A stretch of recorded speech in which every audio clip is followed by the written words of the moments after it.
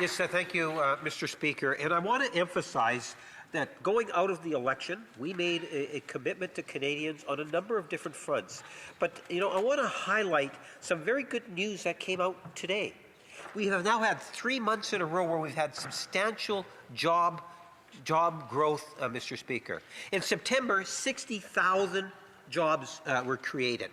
28,000 of those were in the manufacturing industry. We had 67,000 jobs in October, Mr. Speaker. Vast majority of those were actually in the province of Ontario. 60,000 this month, or I should say in November. That is significant growth. Does the member not agree that jobs matter and is a great indicator in terms of how... Okay, thank you. And the member for Parkland... his old name comes to mind, but Parkland, go ahead. Thank you, Mr. Speaker. Jobs are important. And I want to remind that member of a few names that he might not know about. Crofton, 1,000 jobs lost. Brampton, 3,000 jobs lost. Algoma Steel, over 400 jobs lost. Sawmill towns across Western Canada, particularly in British Columbia, thousands of jobs lost. These communities have been gutted, and this government has absolutely failed. And what I would remind that member is that when you look at the job numbers, we're talking about part-time jobs. This government is creating a gig economy. And a gig economy is not a strategy for families that can buy homes, families that can support a growing family, families that can support... Okay, thank you. The member for Wellington Halton Hills. Mr. Speaker, the Liberal government over the last 10 years has arguably the worst economic record since 1945.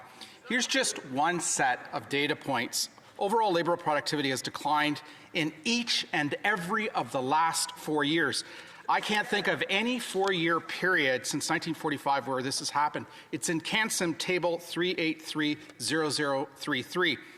Productivity was $65 per hour in 2021. $64.60 in 2022, $63.50 in 2023, $63.20 in 2024 last year. It has dropped in each and every of the last 4 years since 2020. That's why the Bank of Canada has called it emergency. The budget does little to address this productivity emergency. Would the member comment? The member for Parkland.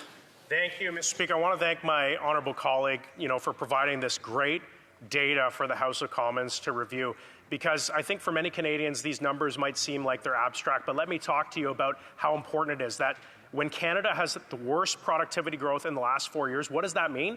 It means that we're not creating jobs in this country. It means that we're not raising wages in this country. It means that we're not creating the economic growth in this country that can sustain our healthcare system and our social safety net. And under the last 4 years of this failed Liberal government, our productivity has been in the gutter. And the Bank of Canada is sounding the alarm, and this Liberal budget does very little to address our productivity crisis. Thank you. The member for Courtenay Alberni. Speaker, it's critical we plug economic leakages right now. In 2010, the Conservatives scrapped the 25% tariff on foreign-built ferries, claiming Canadian shipyards couldn't compete, and the Liberals made that mistake permanent in 2016. Since then, ferry contracts and good jobs have gone overseas, while communities like Port Alberni on Vancouver Island lack the dry dock capacity for shipbuilding, maintenance, repair, and recycling. Reinstating this tariff would level the playing field and generate revenue to build that capacity here at home. Does my colleague agree that the government should reverse this mistake and reinstate the tariff to support Canadian workers and Canadian shipyards?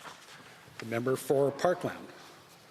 Well, I find it very interesting, when I see a member, my honourable colleague from the NDP, calling for a return to tariffs. And I can say that in my personal opinion, I don't want to see tariffs. I want to see a country where businesses want to come here and thrive because we've got good regulations, we've got a responsible tax rate that drives investment into our country, where we have a strong, educated and skilled workforce that is able to provide the productivity gains needed to bring that investment and those jobs into our country. I think that when we're talking about bringing things like tariffs in, we're providing a crutch for the economy, which makes it so it's more difficult to get those needed investments and reforms to ensure that we can have the strong jobs that we need for the future economy. Thank you, Mr.